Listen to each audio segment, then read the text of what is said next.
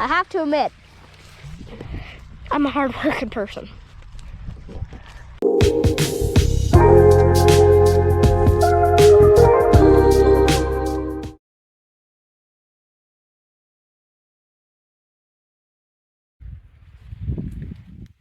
Hey guys, welcome back.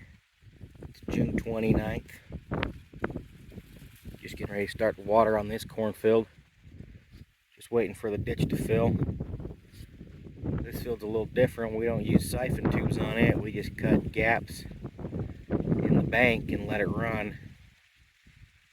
Just because the ditch bank's so small here, so low to the ground, we wouldn't be able to get the pipes to run over them. But I don't ever remember a year where first watering of the corn and the corn's already almost chest high in places.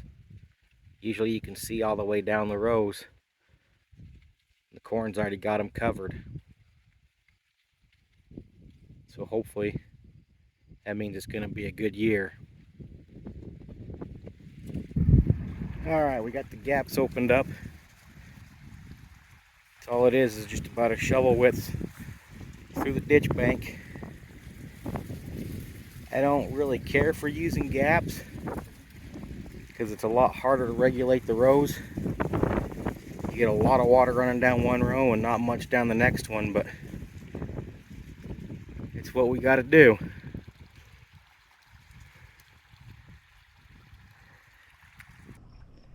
And we're back.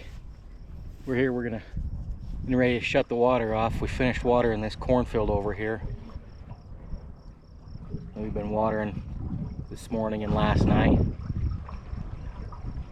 It's about done, so we're going to switch the head gates here and take it down on a hay field that we've been watering. Get it finished up. So I thought I'd show you how these head gates work. They're just a twist and pull head gate. They got that little bar across them and the handle that comes up with the spring in it. You just twist it and pull and then lock it back in place, and then do the same thing, kind of hard one-handed, to shut it off. There we go. And that lets the water go on down the ditch. I've already got it set up to go in on the hay field, so we'll go down and wait for the ditch to fill and get the siphon tubes running. It'll take about 20 minutes to fill the ditch before we can start them, so we'll get down there, have a little wait for 20 minutes. Alright, we made it to the ditch where we're taking the water. This is the hay field. It's new hay. We planted it last fall, so this is his first full year of production. It's looking really good compared to the way it was looking last fall. But we're only about a 2-minute drive from that head gate that we switched. But it's going to take the water about 15-20 minutes to get here and fill this big old ditch up. I'm just sitting here looking at the grain, and man, it's looking good. Filled in. We had to re-gill quite a bit of this because it drowned out this spring with all the snow and the rain that we had. There's a lot of water standing on it, but it's looking really good. The new grain that we planted is caught up, all headed out, looks pretty even. Corn's looking really good. We just watered this field yesterday.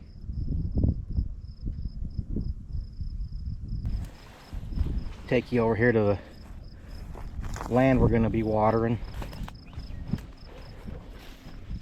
So we divide our fields up into what we call lands or runs.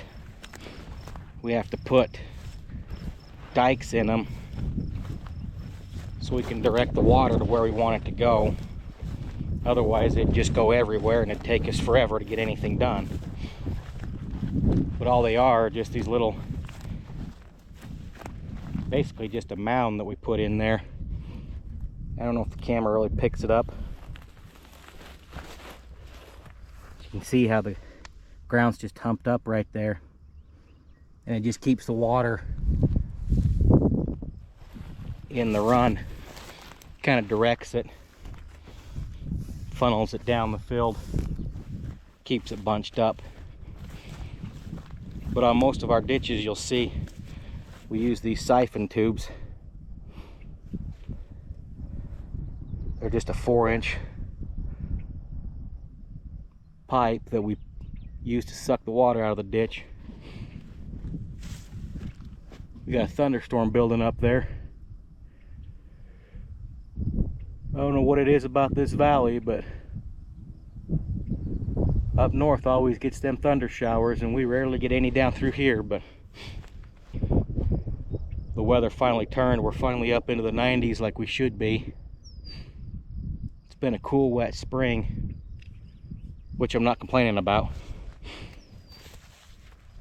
Made it easier with the water. Made it easier to get over everything. Made it so we had plenty of moisture to get the corn planted. Now once we get the hay off though, I'd be alright if it started raining again. Cooled back off, but the corn's loving the heat. I have to admit, I'm liking it too. It was a long, cold enough winter, but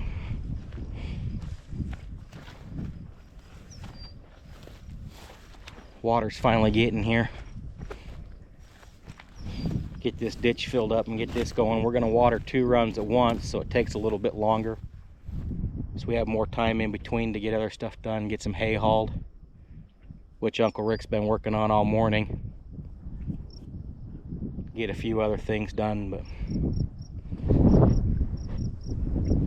and there's the water. I'll catch you guys back here when the ditch is full and we're starting on these siphon tubes. Alright guys, I'm going to see if I can film starting one of these pipes by myself. This may or may not turn out, but we'll see. So basically, you submerge as much of the pipe as you can, cover it with your hand, and throw it over. And it's supposed to start, but this one didn't. So let's try it again. That's how it's supposed to run. And some people will tie an old tube tire on the end and use it to cover the end. Some people will use a toilet plunger. You just turn it backwards. You stick it in there. Me, fortunately, I'm blessed enough to be fat, so my hand's big enough to cover it, so I don't have to worry. So I carry my plunger with me all the time.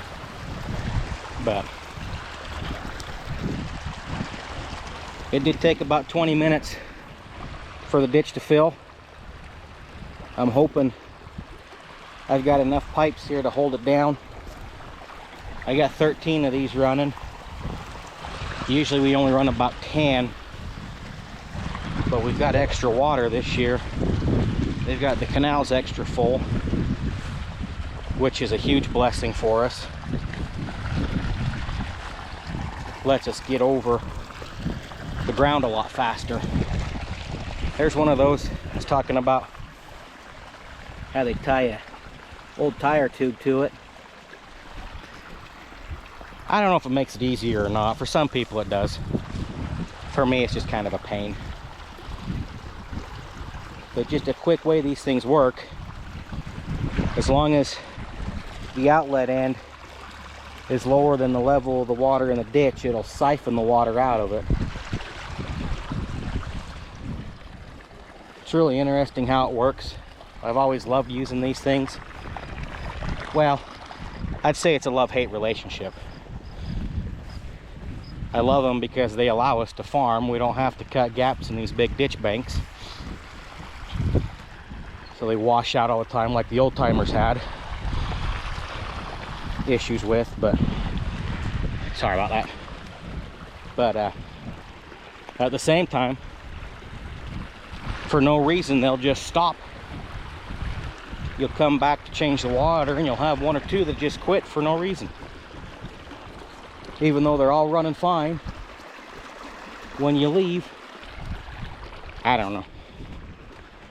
Sometimes I think they got a mind of their own. But that's about it. That's starting the water. I'm gonna let this run for about 3 hours. Come back and look at it, and hopefully there's not too much ponded on the bottom. And yes, I know there's going to be comments. There are a lot of weeds on the ditch bank, a lot of June grass, asparagus, or whatever you want to call it, kochia weeds.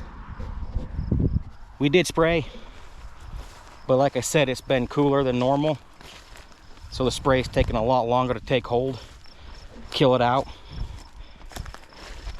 But we do try and keep them sprayed. But I guess I'll go find everybody else and see what they're doing. Let this run for a couple hours. Catch you later.